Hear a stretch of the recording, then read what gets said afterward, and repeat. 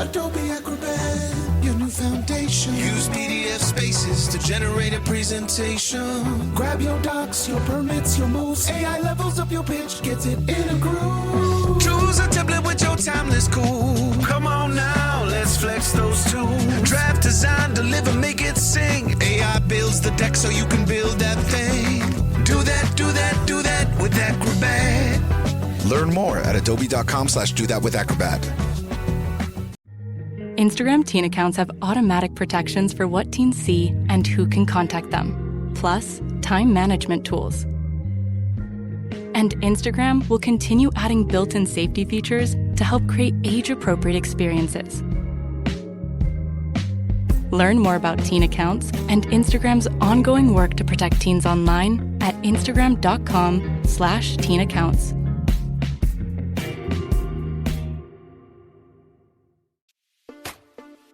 This is the Tudors, Dynasty, and Beyond podcast. History with a twist. And now your host, Rebecca Larson. Hello and welcome back to the show. I'm your host, Rebecca Larson, and I'm so happy to welcome back again Sophie Bacchus-Waterman. Welcome. Thank you again for having me. It's been a while, hasn't it, since I've been on the podcast? Yes, the last time you were on, I think, was right after your book on Elizabeth Boleyn came out. Yes, it was. I did a bunch of interviews round about that time, and I think you might have been, if not the first, then certainly one of the earliest ones. I'm pretty sure I was the first. How could I not? I think so. Yes, I'm really glad to be back, though. It's lovely. I love chatting to you.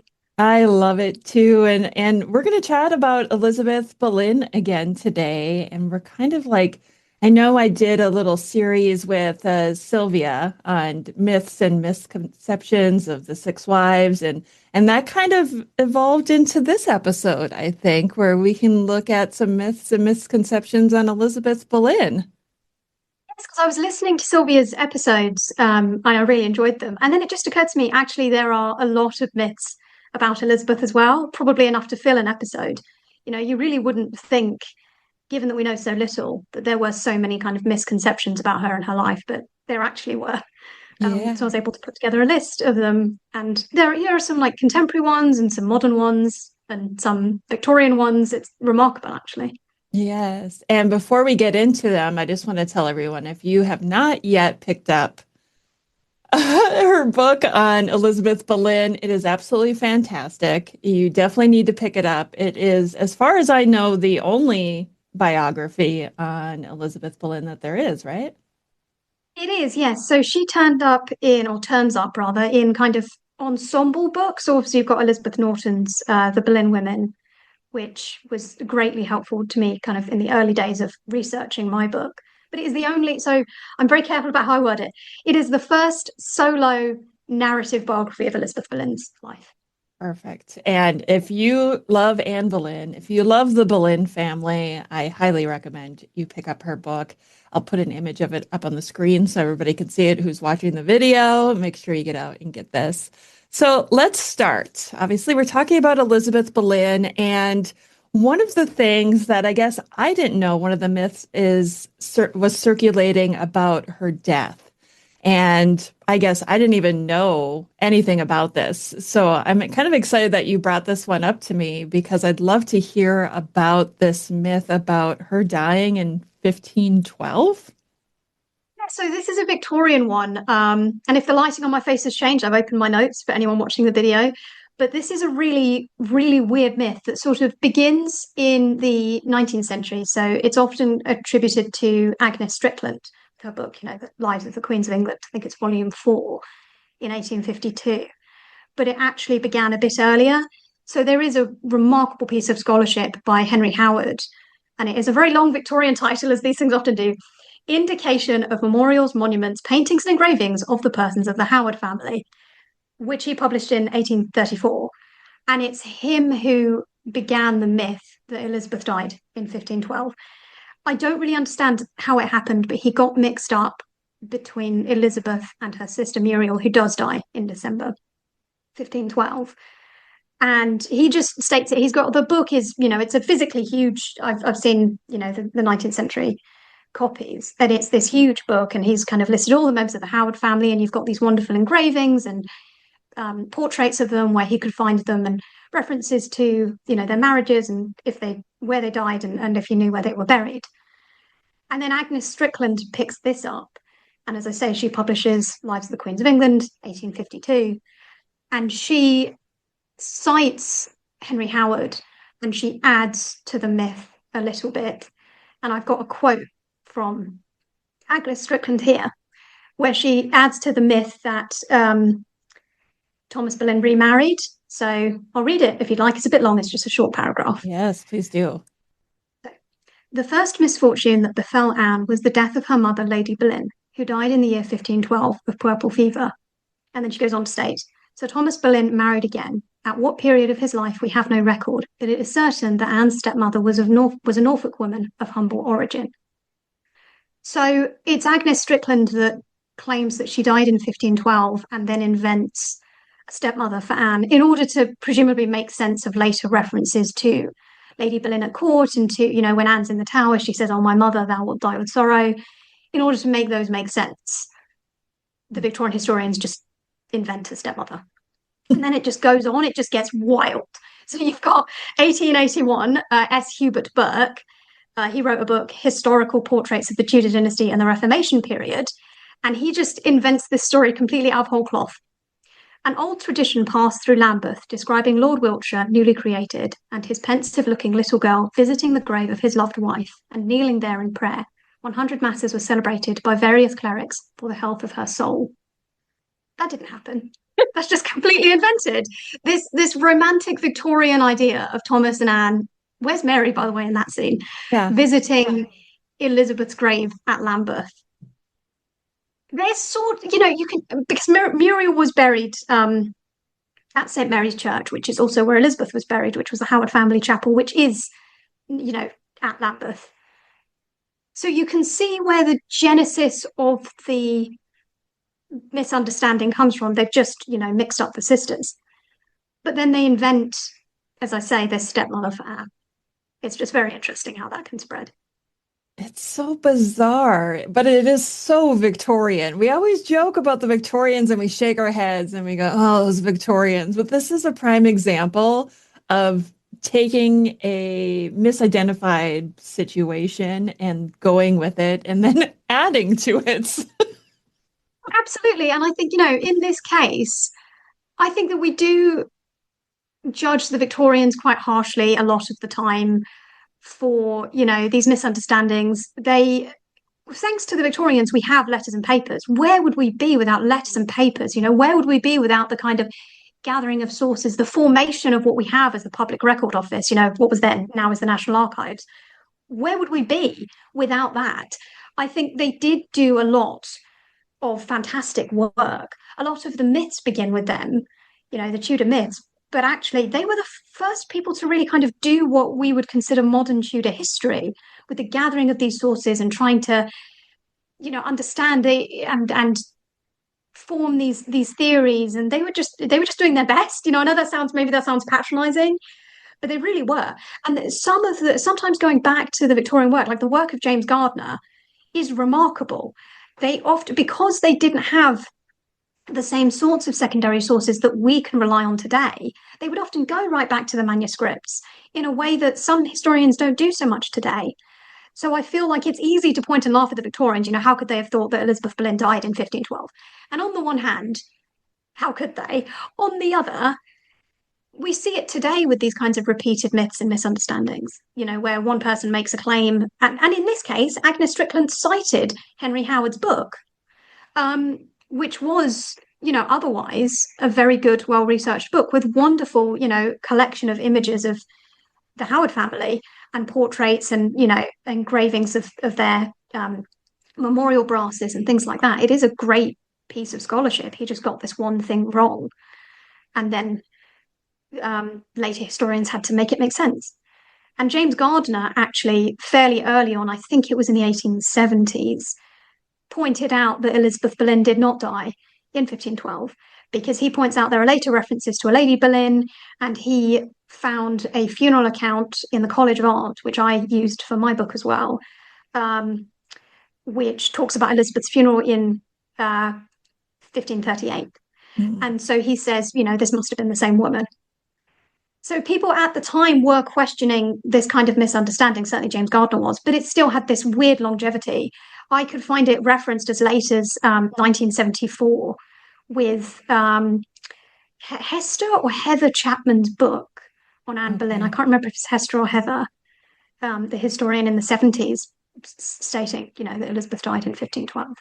So it had this remarkable longevity, really. Yes. Okay, so this is a little off script, but I have to ask you, why do you think it is, and let me know if you don't know the answer to this, but why do you think it is that the Victorians took up the torch to document so much of this history instead of their predecessors? Well, I think that's really interesting. There was a sort of Victorian Tudor fascination.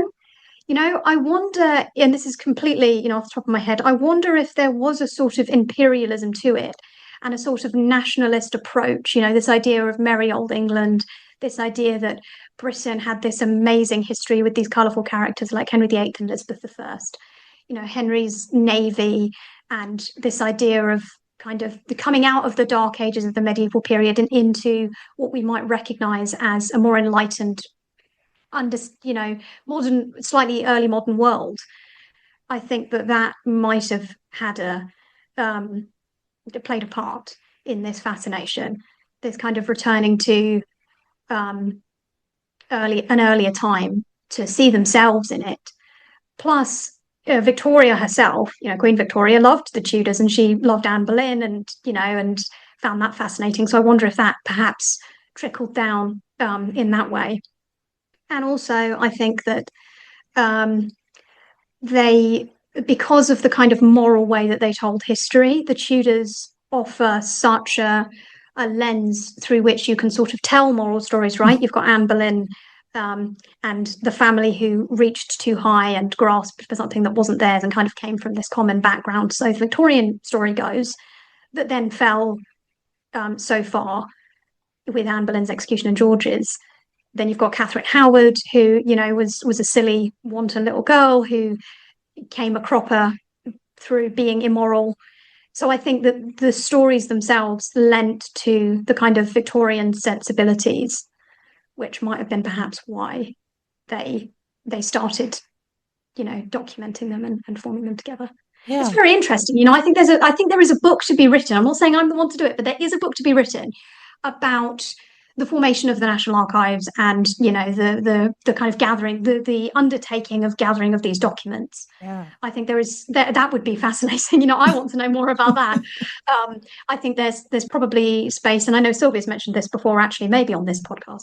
There's definitely space for a modern biography of someone like Agnes Strickland, who on the one hand, a lot of people point to her and say she's the source of a lot of the misunderstandings that we still carry today. On the other hand, she wrote, as far as I know, the earliest biographies of some of these queens and actually gave them, a place in history that was otherwise male dominated, and wrote these perhaps, or no, definitely sentimental view, of these women. And you've got those beautiful, I think they're beautiful, those beautiful engravings that people use, the Victorian engravings of the queens, and they're kind of looking at themselves in the mirror or doing their makeup or whatever. I think they're lovely. But I know that some people say, oh, they're a bit sentimental, or, people don't like them. No. I think it's fascinating how the Victorians saw themselves in history in that way. I feel like, you're right. We do tend to look at them and go, oh, the Victorians. But, when you mentioned that, they did letters and papers, if it wasn't for them, I would not have been able to track down and locate a lot of the original documents that I was looking for. Too. It's amazing. What would you do without it? And I think, there was a real push to transcribe a lot. If you look at a lot of the kind of transcriptions, not all of them, but a lot of transcriptions of original sources come from the 19th century. We owe a lot, I think, to that kind of drive that the Victorians had to document and record. And sometimes, it's always worth going back to the original manuscripts because things might have been transcribed wrong, or the letters and papers are often only summaries of what the manuscript itself says. So it is worth, where possible, going back. but in as a finding aid and as a sort of gathering of important documents, where would we be without it? Yeah, it really is amazing. It is. It helps anyone, I think, who wants to write a book on the time period, even before the Tudors. There's so much in there to be able to learn and take from. And yeah, like I said, a lot of the documents that I was able to order from Hatfield or other places, I knew to order them from those places because of Letters and Papers. Exactly, yes. And other kind of 19th century transcriptions as well. It just, where would we be without it? They're a great jumping off point, I think. And so it's important to kind of point and laugh sometimes, but also to kind of respect and, accept that actually they were doing a lot of the legwork that we now take for granted, letters and papers or, calendar of state papers, all of that. We take that for granted, but they did it, it was formed at this point. So I think being grateful and also sympathetic to the challenges that were faced at the time as well. I'm going to make Sorry, go on. I was just going to say, I'm going to make a conscious effort moving forward not to be so hard on the Victorians. I think that's the other thing as well, being perhaps judgmental of some of the being at least mindful of the ways in which their own views, just like ours today, coloured their approach to the stories they were telling. And, we sort of accuse the Victorians of moralising, and they certainly did. They absolutely moralised through these stories of Anne and Catherine and Henry and all the rest of it. But there is also, we are guilty, this present generation, of also projecting our own views onto history. That's really all history is, right? The kind of female empowerment stories of Anne Boleyn and the kind of, feminist reinterpretations of these queens. That's just us also trying to see what we want to see in history. So I think, less judgment for the Victorians, please. I think so. Okay, so moving on from the incorrect death date of Elizabeth Boleyn, let's look at the belief that she may have served in the household of Elizabeth of York. Yes, so this was actually one of the first motivations that led me to do the research for my book in the first place, because when you look at books that claim this, there's never a citation to a primary source.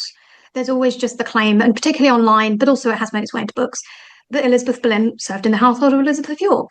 And I find kind of, the documentation of households and the idea of ladies in waiting really interesting. How do we know who served which queen? And did they actually, and in Elizabeth's case, I was just curious that there seemed to be a discrepancy between the people who claimed that Elizabeth Boleyn did serve Elizabeth of York and the people who didn't. And if you look at biographies of Elizabeth of York, they don't mention that Elizabeth Boleyn was in our household. But if you look at books about Anne, they do say that Elizabeth was. So there's just a mix up. And I was like, what's going on here? And the earliest I could trace it was the 2010s, that it seems to just spring up. And I can't remember off the top of my head who begins it, and I probably wouldn't want to call them out anyway because that feels quite mean. But I then thought, okay, so where's the evidence? And when you go to the records of Elizabeth of York's household, which are unfortunately quite fragmentary, you don't find Elizabeth Boleyn anywhere, not under her maiden name and not under her married name either. So in terms of how we know who served Elizabeth of York, you've got several sources. So you've got the Great Wardrobe accounts of Henry VII. You've got the Privy Purse expenses of Elizabeth of York, which only cover the last year of her life. And then you've got the account of her funeral. And Elizabeth Boleyn, either as Elizabeth Boleyn or Elizabeth Howard, isn't mentioned in any of those records anywhere, which would suggest to me that she didn't serve in Elizabeth of York's household. She's not in any of those records. She didn't receive clothes during Henry VII's reign, as she would in the Great Wardrobe accounts. She didn't attend the funeral. She didn't receive payments from the Privy Purse. There's just nothing there. The earliest that I could find Elizabeth Boleyn was 1509 at the coronation of Henry VIII and Catherine of Aragon, which to me, that makes sense. So you've got Elizabeth Boleyn spending her youth in Sheriff Hutton Castle until around 1498. And then she marries Thomas probably before 1500, because we know that her younger sister Muriel married her first husband, John Grey, by 1500. And being the elder sister, Elizabeth probably married first. And then if we're to believe Thomas, she gave him every year a child in the early years of their marriage. So Elizabeth just would have been at home, being pregnant and having children. And we know that she had 5. So she wouldn't have had, I believe, any time to be at court. And then obviously with Elizabeth of York's death, there's then not a new queen until Catherine of Aragon. So yeah, I don't know why this myth sprung up or really where it came from, but it is one of those ones that's just repeated quite a lot. And what's also interesting, actually, to just go back to this idea that we need to judge the Victorians less, is what may be a mistake between the 2 sisters. Because again, Muriel, Elizabeth's sister, did serve at court during Henry VII's reign. So she did attend Elizabeth of York's funeral. And she and Agnes Howard, who's later the Dowager Duchess of Norfolk, her stepmother, Muriel, Elizabeth's stepmother, that is, accompanies Margaret Tudor to Scotland when Margaret went to go marry James IV. So Muriel seems to have been present at court in a way that Elizabeth wasn't. So maybe the sisters have been mistaken again. I don't know. But yeah, there's nothing of Elizabeth Boleyn at court during the reign of Henry VII. Refresh my memory. Are the 2 sisters pretty close in age, or why do you think they keep getting confused?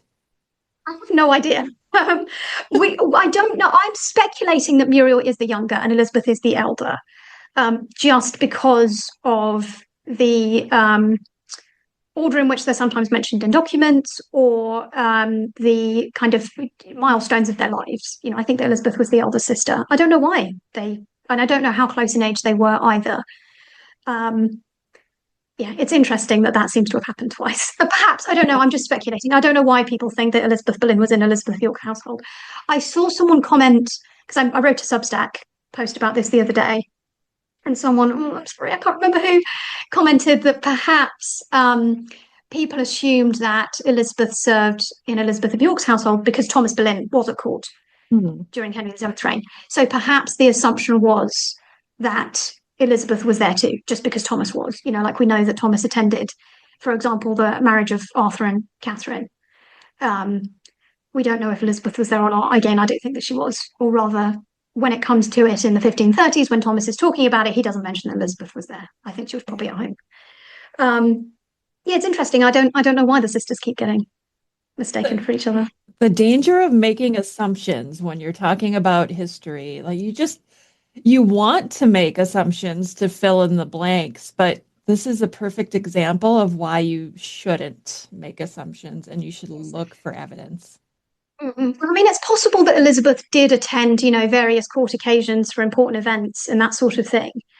But I think, which don't have any evidence, I mean, I think that Muriel Howard was in extraordinary service. That is to say that she only attended kind of important public state occasions like when Margaret Tudor went to Scotland, for example, because she was, by her first marriage to John Grey, Viscountess Lisle.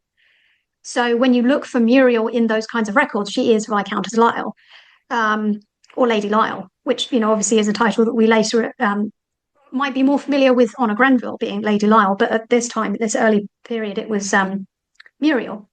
So I think that, Muriel was going to court to attend these kind of big important occasions like Elizabeth of York's funeral. And it's possible that Elizabeth Boleyn did too for other occasions, and events. But I also don't necessarily think that would align with her status, because at this point, kind of early in their respective marriages, Muriel outranked her elder sister because Elizabeth was only married to Thomas Boleyn, whereas Muriel was married to John Grey, Viscount Lisle. So at this point, Muriel outranked her sister, which might be why she's the one attending these kinds of events and Elizabeth Boleyn isn't, even though she's the older sister. Yeah. And it makes sense when you said, she was pregnant so many years that she wouldn't necessarily have had enough time to be at court to serve the Queen. Yes, if we take Thomas at his word, that she gave him every year a child, which I think probably is true. As I say, we know that Elizabeth had 5 children, 3 of whom lived to adulthood, Mary Ann and George, and then you've got Henry and Thomas as well. The birth orders, we don't know. Yeah. But if they marry, in the late 15th century, 1498, 1499, let's say, and then she's pregnant thereafter for several years, and that kind of takes you up to the death of Elizabeth of York, and so there would have been no time, I believe. Yeah. Okay, now I want to move to one of the myths that I feel like has persisted forever. I still see this one talked about on social media, and I just shake my head and go, why are we still talking about this one? And that is the one that Elizabeth Boleyn slept with Henry VIII. Yes, this is the oldest myth on this list, and it is just 500 years old and still going strong. It was contemporary with Elizabeth's life, and then it really takes off after her death. But I've listed kind of the main sources and what they said, because it begins. I mean, firstly, no evidence, none whatsoever. It coincidentally, some might say, begins in either 1530 or 1531, which is, as anyone listening will know, I'm sure, when Anne is very much on the rise, when everyone knows who she is, when she's kind of got a lot of enemies, suddenly people start slinging this rumor around that her mother slept with Henry VIII. And it begins with a man called George Throckmorton, who heard it from Friar Peto, who was a supporter of Catherine of Aragon. And in a letter to Thomas Cromwell, Throckmorton is reporting a conversation that he had around 6 or 7 years ago with Henry VIII.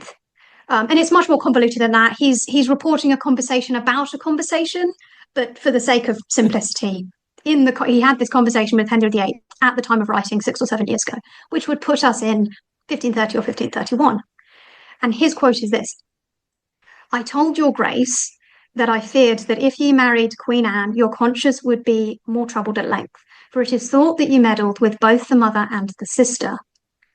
To which Henry VIII then famously remarks, "Never with the mother." And then Thomas Cromwell, who's standing nearby, says, "And never with the sister neither." So that's the first instance, the earliest instance that I could find of this. And I mean, immediately, right, it's beginning with, as I say, Friar Peto, who's a supporter of Catherine of Aragon, and then Throckmorton is reporting it. And it always, during the contemporary rumours, they always seem to go hand in hand with kind of people who were against Anne's marriage to Henry on religious grounds, or people who were supporters of Catherine of Aragon. So we next hear about it in July 1533, where you've got Elizabeth Amadas, who may have been the wife of Robert Amadas, the keeper of the King's Jewel House, but possibly not. And so she says, and it's this quote is kind of taken among a deposition that she makes, where she makes lots of different claims. And she said that the king hath kept both the mother and the daughter, and that my lord of Wiltshire was abhorred both to his wife and his 2 daughters. And so she's making that claim among lots of other statements, such as kind of prophecy. She claims that she communes with the devil. She claims that she's had prophecies for 20 years. And she says, that Anne Boleyn will be burned. And if Anne Boleyn is not burned within a year, then she herself, Elizabeth Amadas, will be burned instead. To me, her deposition reads as someone who seems to have been quite mentally unbalanced, even for the kinds of strange prophecies that were going on at the time. She says a lot of odd things in that deposition, which might be why there doesn't seem to have been any further action taken against her, even though she was making these kinds of statements. It might be that we just don't have the documentation for what happened to her later, or it might be that she was just sort of seen as mentally unwell and left to her own devices. I don't know. But what I find interesting about that quote as well is that she says already again, and that my lord of Wiltshire was abhorred both to his wife and his 2 daughters. So even contemporaneously, even in 1533, you've got that old chestnut that's still around today, that Thomas Boleyn pushed Anne and Mary into the relationships with Henry VIII. Yeah. And that's still with us today, just like, this claim about Elizabeth Boleyn. Yeah. Yeah. So that, there's more. I can keep going if you want. Yeah, but before you keep going, I feel like when you talk about this conversation, you see the similarities to Henry VIII's marriage with Catherine of Aragon, right? Because he was like, well, you knew my brother, so now I can't marry you. And now here we are, him moving to Anne. And now people associated with Catherine of Aragon are like guiding and going, whoa, wait a second. Didn't you have a thing with the mother and the daughter? Exactly. Didn't you have that? And I mean, I think it's important that Henry himself says never with the mother. He doesn't say never with the sister. He does say never with the mother. And, we have so little evidence for that affair with Mary, between Henry and Mary. But it's interesting that these references to this affair with Elizabeth are often wrapped up in references to the affair with Mary. So people are sort of accusing Henry of sleeping with both Mary and Elizabeth, which really, I mean, I don't think there's any basis for it whatsoever, but it isn't really that far-fetched if you think about it. You know, he already slept with Mary and is now trying to marry Anne. And so the Catherine supporters are sort of saying, oh, I heard. And it's possible that the rumour just kind of got spread with the, with the retelling, that the truth of Mary and Henry's affair kind of morphed as more people told it, like a game of telephone, into, oh, and also Elizabeth Boleyn was involved too. Perhaps it was a genuine misunderstanding, although I think that might give too much credit to the people making these accusations. I think there's definitely a sexist element to it, you know, and a certain, as we were saying, you know, a religiously motivated one as well. Yes. Okay. You had more to say, so I don't want to keep you from what you wanted to say. I have more because there are more quotes. So we've got April 1535. John Hale, a vicar of Isleworth, claimed that the King's Grace had meddling with the Queen's mother. And what's interesting about John Hale is he then later tries to retract the statement, and he claims that he'd fallen from his horse recently and hurt his leg and was muddled in his mind, you know, in his memory. He says something like that, which doesn't save him. He's actually executed along with some Carthusian monks. But not for this specific claim, just for generally, you know, making statements again. I don't mean to laugh, but I fell off my horse, hurt my leg, and it affected my memory.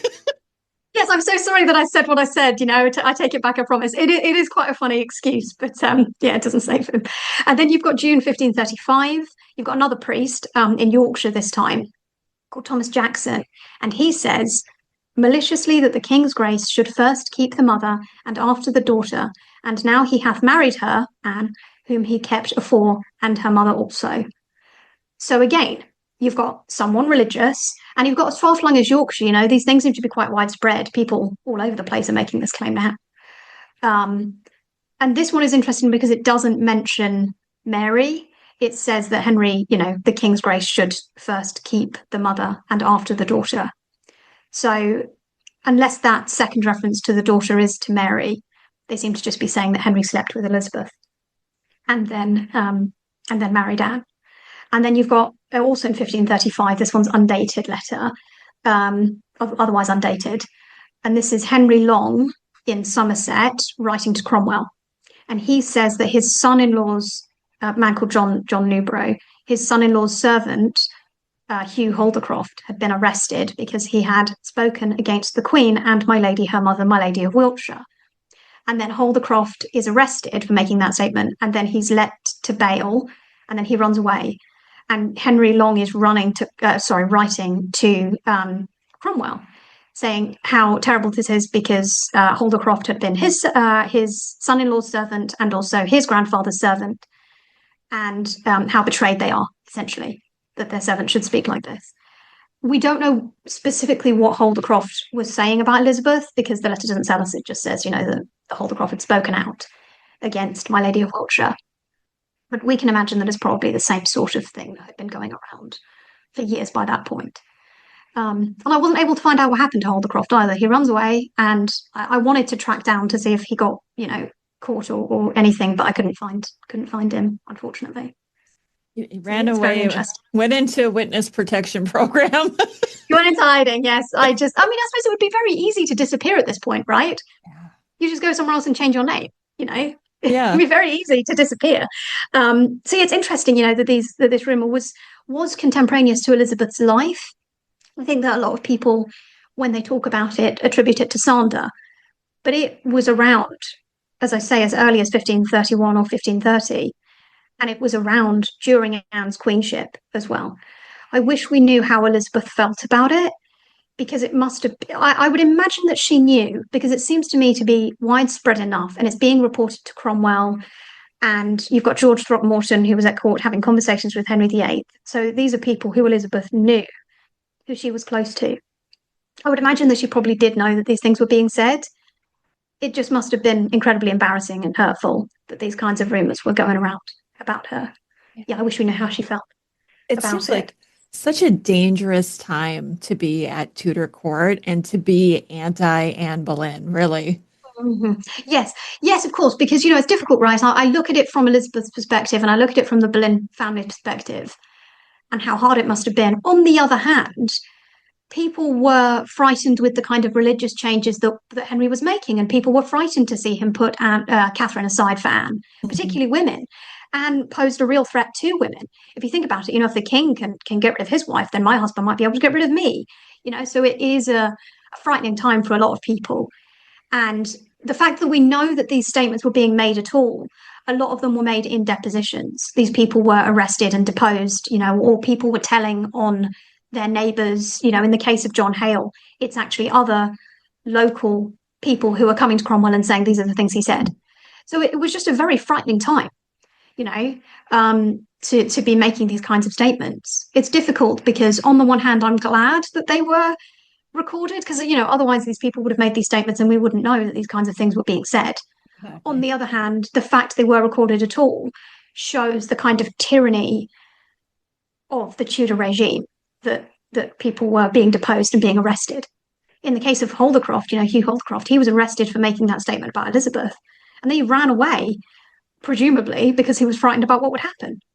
Right. And all he did was make this statement. It's a horrible statement. And I feel sorry for Elizabeth, but on the other hand, the man was just saying something. It's crazy. It's crazy. Yeah, it's definitely. It was a different time to be alive. It makes me grateful to be living in the 21st century and be able to do things like have a podcast and talk about our opinions on things. Definitely, I agree. And before we move on, there is something to be said, I think, for the afterlife that the rumor has, because people often do attribute it to Nicholas Sander, but actually it starts earlier than that as well, posthumously. So after Elizabeth dies, you've got Richard Hall writing the life of John Fisher during Mary I's reign, and he has quite a long quote, but I think it is just fascinating because it's just a completely made up scene, sort of like we saw with the Victorians. So I'm going to read you a fairly long quote. Bear with me. There was a great and constant fame how the king before carnally known the Lady Anne's mother, which in law forbiddeth all marriage of the children for ever after, because otherwise it might be in doubt that the king should marry his own daughter. And for some better probability thereof, I have heard it reported of divers persons of good credit, that the Countess of Wiltshire her mother, as she happened on a time to be talking with the king of this matter, suddenly said unto him in the hearing of sundry persons, half in sport and half in earnest, these words: Sir, for the reverence of God, take heed what you do in marrying my daughter, for if you record your conscience well, she is your own daughter as well as mine.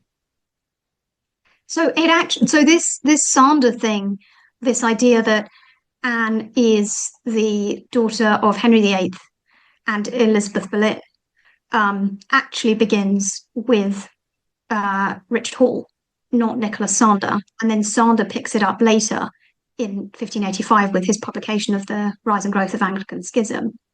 Wow. And then he elaborates on the story even further. And he says that Anne was born during Thomas's absence in France. And then when Thomas comes back to England, Elizabeth told him that Henry had tempted her to sin and that the child Anne was the daughter of none other than Henry VIII. And then Sander claimed that Henry had sinned with the mother and the elder daughter, meaning Mary. So you can see that these statements kind of, again, have their roots in primary sources, or contemporary sources rather, and then become picked up as like part of the Catholic propaganda, idea that Anne Boleyn was the daughter of Henry VIII and therefore Elizabeth I was the daughter of incest. So ridiculous. Ridiculous, right? It is ridiculous. It is absurd that it kind of has this longevity. It's one of the few things that people repeat about Elizabeth. This idea that she had this affair with Henry VIII is ridiculous, and you can see that it is born out of such misogyny and hatred of Elizabeth I and hatred of Anne, and just ridiculous things. You've got Sander out here saying that Anne had 6 fingers, and this convoluted story that he says about Anne being born of Henry VIII during Thomas's absence in France, and he does this. I expand on it a little bit more in my book, but Sander has again quite a long elaborate scene in which Thomas wants to divorce Elizabeth, and other courtiers have to go to him and beg him not to divorce Elizabeth. And she gets down on her knees and she says, I'll never sin again, I promise, please take me back. And then Thomas takes her back and then agrees to raise Anne as his own. And they just invented these ridiculous scenes, just out of complete nothing. It's fascinating. All of the scandal around the Boleyn family is all because Anne dared to marry the king. Would there be so much if that hadn't happened? Would we even know anything like this? Absolutely. I think so much of the kind of scandal, does come from the fact there is scandal. It is scandalous, it's scandalous that Henry had an affair with Mary before he married Anne, right? That's crazy even today. But to my mind, anyway, we know nothing about the affair between Mary and Henry, so we don't know who pursued who. However, I have a pretty good idea, knowing Henry's track record. And you can, without Anne's letters back to Henry, we can't really draw any assumptions. However, it does seem like, at least to my mind, Anne tried to remove herself from the situation and Henry just bombarded her, with these letters. It's kind of the equivalent of today if a guy just sends you a bunch of texts, and you're trying to show you're not interested. It's almost, to me at least, the same thing. I think they made the best of a bad situation when they saw kind of the way things were going. And I also think that, we've probably been too lenient on these rumors about Elizabeth Boleyn. Some people have given them credence. I believe, I can't remember, I was going to say I think it's Alison Weir, but I'm not sure. There is certainly a book which suggests that John Skelton's poem, The Garland of the Laurel, which he wrote in the 1490s and mentions Elizabeth Boleyn in it, he refers to her as Cressida, of Troilus and Cressida. And I think it's Weir who says that this might suggest that Elizabeth had a bad reputation in her youth. And it's like, you're reading the story backwards then. You're reading the idea that people later had these bad opinions of Elizabeth, again in the 1530s, after Anne's rise to power. You're then thinking that perhaps she had this scandalous reputation in her youth, when there's nothing to suggest that she did. She had seemingly a spotless career in Anne Boleyn, in Catherine of Aragon's household. Yeah. And she chaperoned Anne during the Great Matter. There's nothing to suggest that anyone thought anything ill of Elizabeth until these rumours start springing up in the 1530s. And also you've got Eric Ives in his biography of Anne suggesting that perhaps people at the time making these accusations were mistaken with Bessie Blount, who did have a relationship with Henry VIII. Elizabeth and Elizabeth, right? Easy mistake to make. Again, I think that is being too kind on the kinds of people who are making these accusations and ignoring the religious aspect of them and the kind of pro-Catherine of Aragon angle that these people were taking when they made these accusations against Elizabeth. It wasn't just a case of simple mistaken identity. It might have been a case of Mary Boleyn's affair with Henry VIII spirals into rumours of Elizabeth's affair, but it might also have been that people were accusing Elizabeth of sexual immorality because they were accusing Anne as well. And so they were just kind of accusing all the Boleyn women of this sort of behaviour. Well, this is the perfect transition, I think, for the next myth, because you kind of mentioned a little bit ago about Thomas Boleyn always kind of being seen as the one pushing his daughters toward this. But this is a myth that I actually didn't know, is that she taught her daughters to be sexually promiscuous. Oh, if anyone's watching the video and can see my face, this has been a comment on a few of my podcast appearances and a few of the videos I've been in.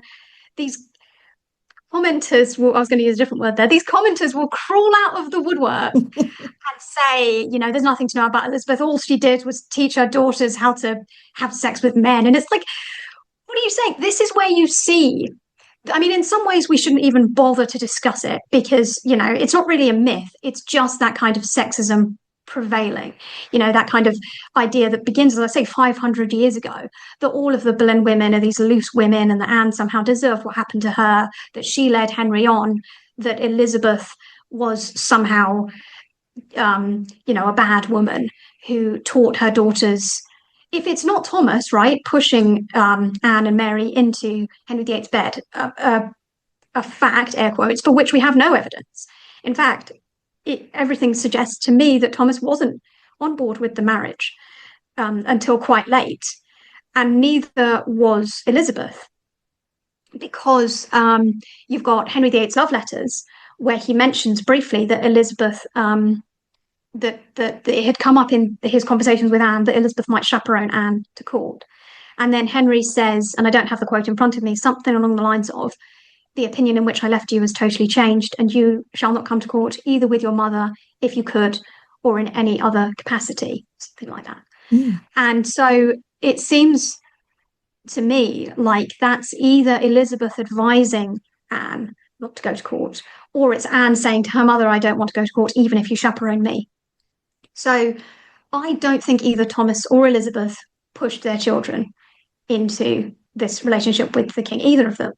You know, again, we don't know much. We don't know anything about the affair between Mary and Henry other than it happened. And some people have dated it to 1522, but we don't actually know that.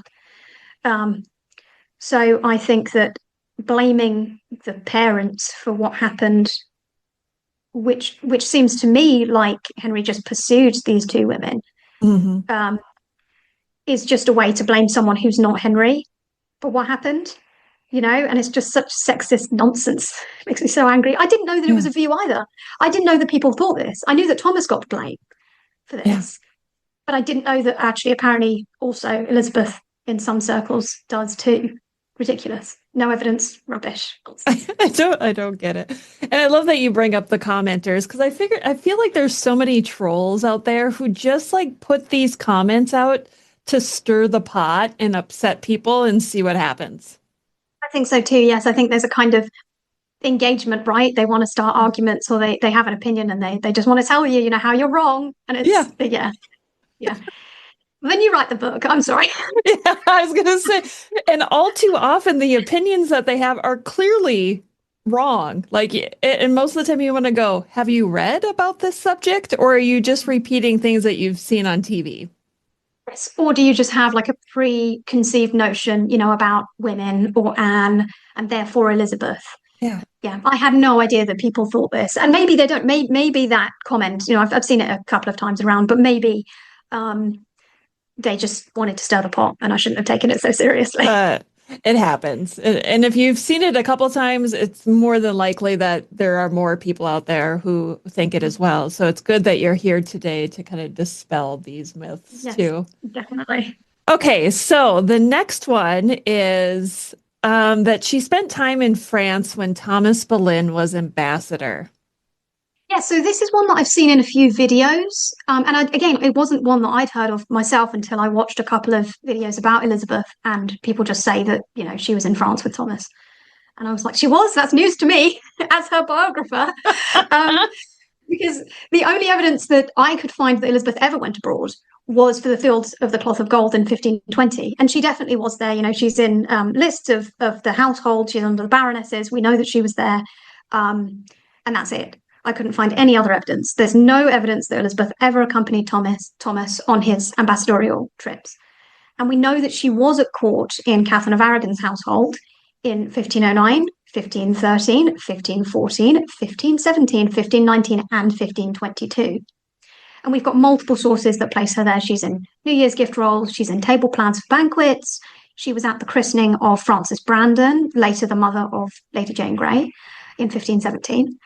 And I would go so far as to say she's referenced so much in various documents that she was probably in ordinary service. So as we were talking about earlier, that means that she probably spent most of her time at court, and then occasionally did return home for various reasons.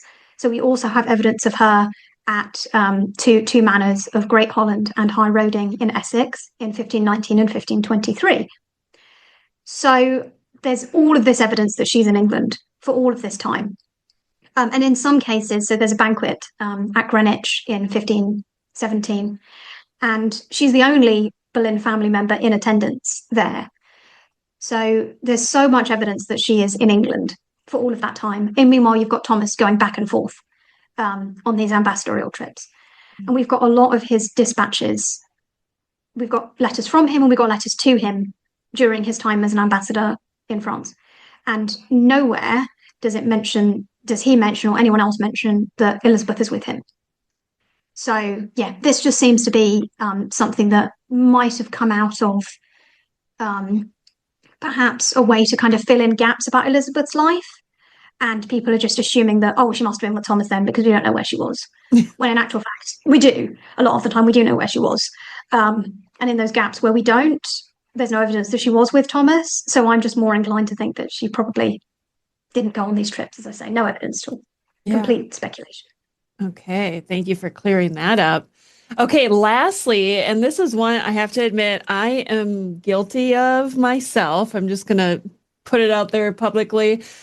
This is the one about a surviving portrait of Elizabeth. And if you're watching, it's going to be up on the screen. If you're listening, there'll be a link in the bio to this portrait. This is probably the most commonly mislabeled portrait for Elizabeth Boleyn, would you say? It is definitely. There are others. And again, to plug my Substack, again, I have a drafted post that's coming soon about various portraits that have been labelled as Elizabeth over the years, because there are more than one. But this one is just the one that seems to never die. This is the one that everyone uses. And, you know, if you are listening, I'm sure you can picture it. It's this kind of later portrait, and there's a lady wearing kind of mid-16th century fashion, I would say, like a high collar and a ruff, and this gold necklace studied with pearls and rubies, and just the fashion and the hairstyle is much later. I mean, she's a very lovely looking lady, but it's not Elizabeth Boleyn. It was labelled as a portrait of Anne Boleyn, but it now, so it's held at the Condé Museum in France. And they say that it's formally identified as Anne Boleyn, and now and officially they say it's an unknown lady. What I can say about this portrait is that it was in the collection of Armand Francois Marie, who was a marquis, and he dies in 1845.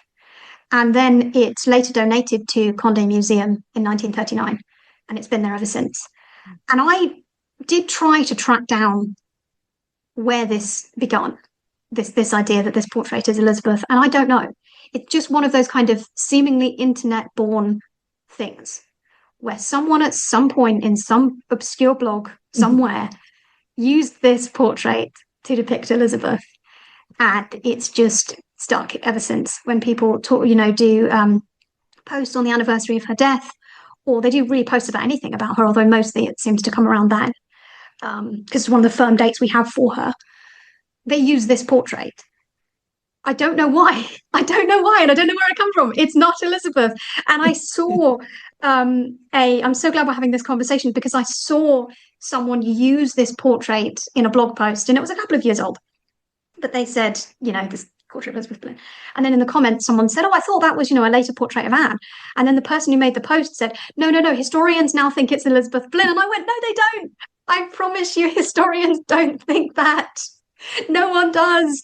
It's difficult because, as you say, you've used it and people do. It's difficult because people want a portrait of Elizabeth, and people want something to use in their social media posts when they talk about Elizabeth. What do? We don't have any depictions of her.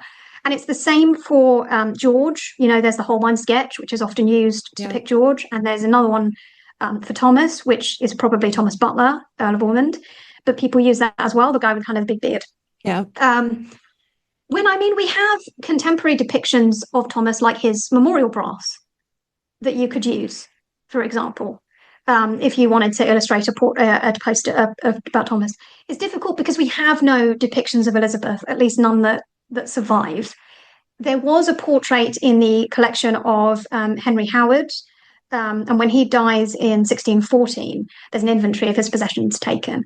And it mentions in that inventory that he has a portrait of Lady Boleyn, Queen Anne's mother, which is how it must have been Elizabeth. It must have been labelled somewhere, somehow, because they are specific in saying Queen Anne's mother. I wish that survived. Oh, what I wouldn't give. So you've got that portrait, and then you've also got John Philpot, who is or Philpot, I can't remember, who is the Somerset Herald. And he is making records in the early 17th century of various stained glass windows and kind of heraldry around Kent. And he records that there was a stained glass window of Thomas and Elizabeth in St. Peter's Church in Hever, which again doesn't survive, frustrating. So we know that there were these two contemporary depictions of Elizabeth that haven't survived. which leaves you in a quandary, right? What do you do if you want to illustrate your social media posts about Elizabeth? Yeah. I would say just using pictures of actresses who've portrayed her. You've got Catherine Blake in Anne of a Thousand Days and Kristen Scott Thomas in The Other Boleyn Girl. Using those instead, it's much preferable, in my opinion, to using this portrait of an unknown lady that isn't even contemporaneous with Elizabeth's life. She's not wearing the right fashion. She's not got the right hairstyle. If it was like a portrait of an unknown lady from the early 16th century, or one of the Holbein sketches that had somehow attached itself to Elizabeth, because there are some of those where we don't know the sitter, that would be great, because then at least there's a possibility that it's Elizabeth. But not this one.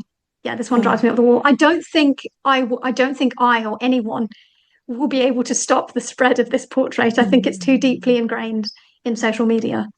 Well, we can try. We can, yes. Everyone listening, please don't use that portrait anymore. If you see somebody using it politely, and I want to emphasize politely, correct them. Yes, because it's not Anne either. Perhaps it's a later imagined depiction of Anne. I don't know, but yeah, it's not Elizabeth. Yeah, it's like the Lady Parker sketch, right? That everybody wants to make Jane Boleyn, but it's not Jane Boleyn. And yet people just keep using it, no matter how many times you scream it from the rooftop. It's not Jane Boleyn. How many times you tell them. Yes, exactly. Yeah. And the George one as well, the George one, which kind of is only built on the idea that the other Holbein sketch is Anne, when I'm more in favour of the Windsor sketch being Anne. But that's kind of building supposition upon supposition, right? Well, this sketch rather must be George because that one's Anne and they look alike. It just, yeah, it's annoying because we do have so many depictions of other members of the Howard family. It is a strange anomaly that Elizabeth was a member of these two really famous families, and yet there are no, posthumous depictions of her. That is strange. She was the grandmother of Elizabeth I. And there was this push to, portray Anne in portraiture, and yet nothing for her mother. It is disappointing that, and I should go back actually briefly to the stained glass window, which doesn't survive. What is even more upsetting about that is if you look at the manuscript in which Philpott wrote these descriptions, he describes the stained glass window, as Thomas and Elizabeth kneeling with their arms in surcoat, so they would have had kind of cloaks with their family heraldry on them. And then there's a gap where he should have drawn a picture, and he has drawn pictures of other stained glass windows and other kind of tombs and things, and he just didn't do that one. Oh my gosh.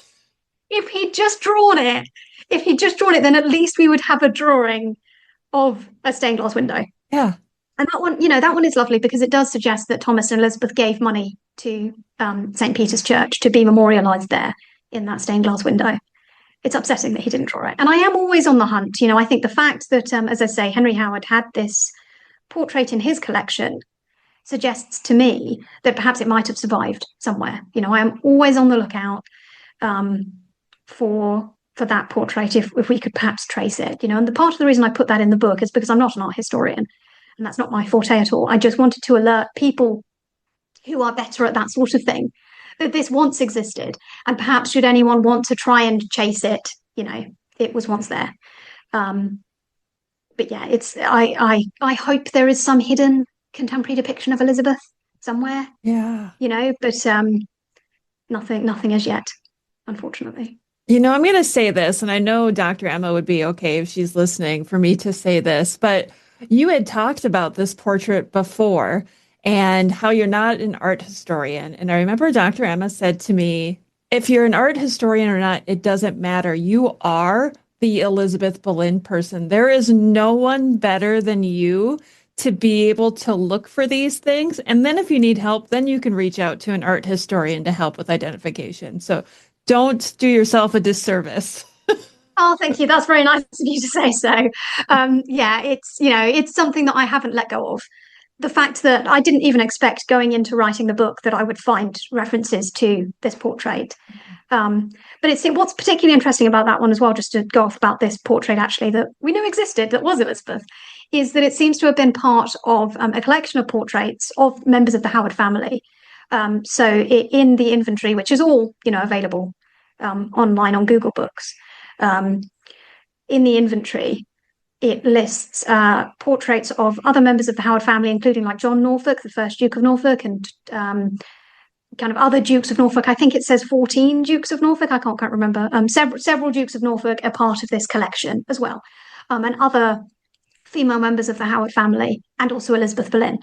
So that's really interesting because obviously by this point, as I say, 1614, Henry Howard is kind of displaying his family history, and Elizabeth seems to have been, speculating now, co-opted as a Howard family member as opposed to a Boleyn family member, which is what gives me hope and confidence that there very much is a portrait of Elizabeth Boleyn out there somewhere that's just been misidentified or is hiding somewhere in a house, because she was memorialized as a Howard on her tombstone, on the ledger stone, which still survives in the Garden Museum, what was then St. Mary's Church, where she was buried.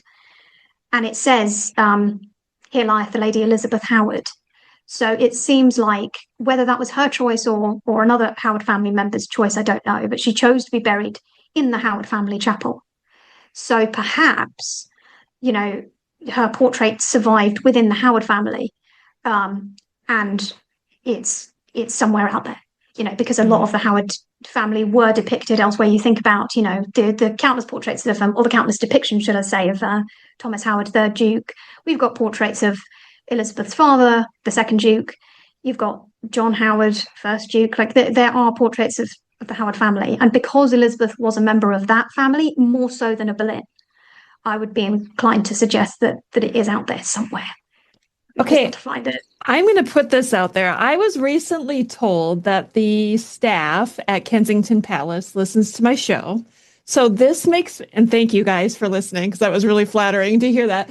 But I that makes me think that there are other great houses, castles, palaces, manor houses that are listening to the show right now. And if you have some painting, a portrait of a woman from the 16th century who maybe is unidentified or you might think could be Elizabeth Boleyn, please reach out to either myself or Sophie. My email is rebecca@tudorsdynasty.com.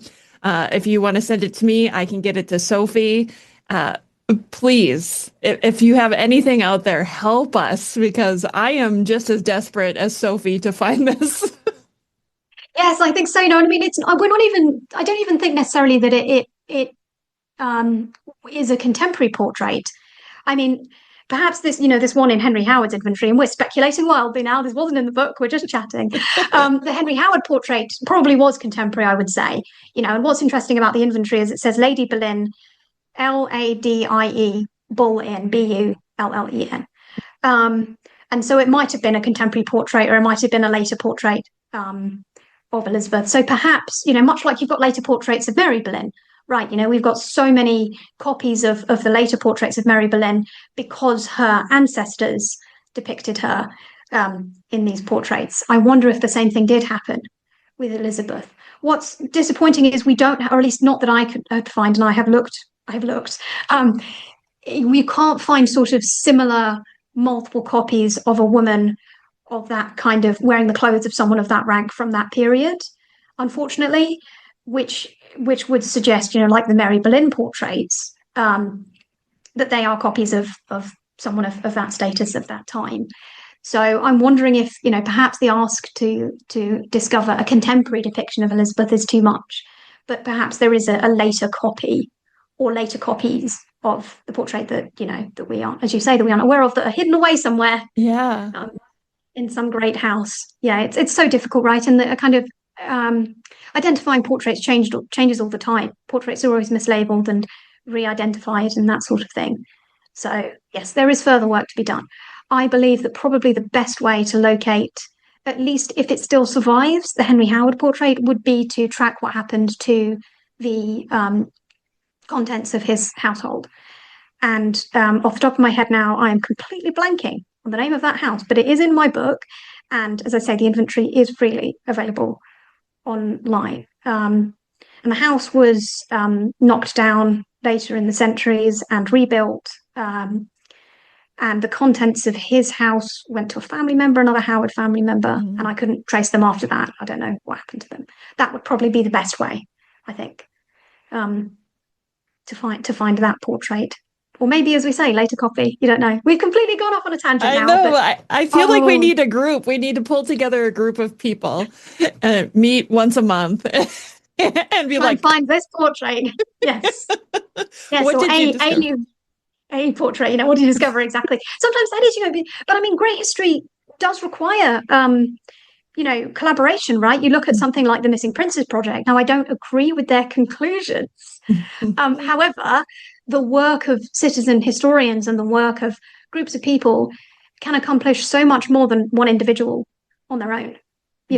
Deploying lots of people who have kind of knowledge, as you say, people who work in these kinds of great houses, or people who have more of an art historical bent, or people who just are aware of different things. You need that sort of collaborative effort, I think. And then great discoveries are made. So, yeah, maybe. I couldn't agree more. Hopefully. Hopefully.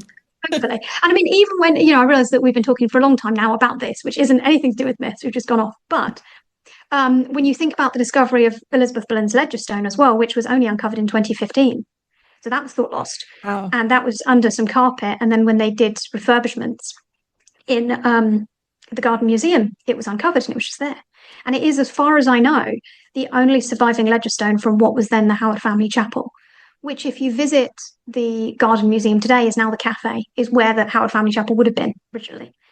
And so that ledger stone has survived all this time, and it was thought lost. So things do happen, discoveries are made all the time. Yeah. So I live in hope, and I am still on the case. Good, because I so desperately want you to find a portrait of her. Before we go, I want to give you the opportunity to promote your book. Off the top of my head, I don't remember the full title, so I'm going to divert to you for that. So the full title is Elizabeth Boleyn, The Life of the Queen's Mother. And if, you want to kind of know the real story of Elizabeth Boleyn, not just the myths, then I'd say that's where you go. As we said at the beginning of the episode, it is the first solo biography of Elizabeth Boleyn. So yes, it's available in the US and the UK. Perfect. And elsewhere, I assume elsewhere.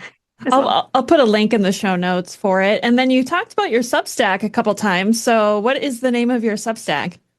So I am Sophie Bacchus-Waterman on there, and I set it up very recently. I've always wanted to have one. And I set one up for a previous interview that I did a couple of weeks ago now for the Tudor Notebook, which was lovely. And that was, a lovely chat. And because I had the Substack set up for that interview, I thought I might as well start posting, pieces of my research from the book, and elaborating on things that were a bit too dry or boring for the book, or, expanding on things that maybe I'm happier to put in a blog post than I am to put, in an actual book. Yeah. So that there.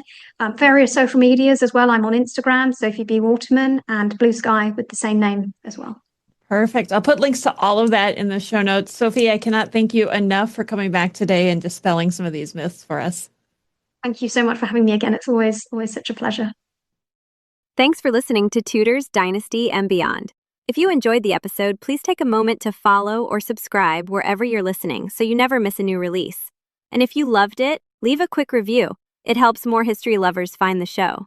Want to support the podcast and get bonus content?